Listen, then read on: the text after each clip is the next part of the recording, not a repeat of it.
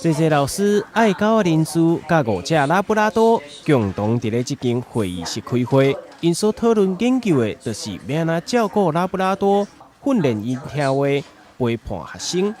来参加的网络社群拉布拉多最拉风这群爱狗的人士，也提供照顾狗仔的经验。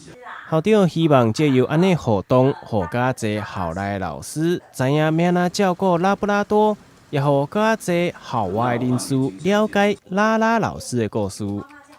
今天我们拉拉老师的课程呢，是刚好接我们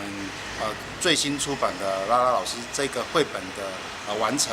那这个暑假呢，我们就是安排老师的备课日，让我们所有的老师能够再进一步的来了解拉拉老师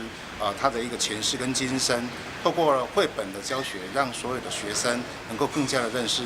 那也透过这样一个过程呢，让我们的老师跟学生对生命的认识跟尊重，都能够来更加的落实，在未来的一个社会上，如何去对待我们这一些动物，来产生一个和谐的，来尊重生命的这样一个氛围。这是我们这个课程最深远的意义。那我们这一次呢，也先让老师来做一个进一步的认识。之前我们在校内都已经有来做一个拉拉老师的一个介绍跟认识，可是透过绘本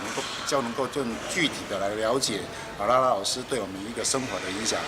同时，校方也推出拉拉老师绘本，这本册出版，就是要让小朋友以及家长更加熟悉拉拉老师，希望借此带予小朋友无同款的生命学习体验，进一步尊重生命、爱护生命，也留下美好的回忆。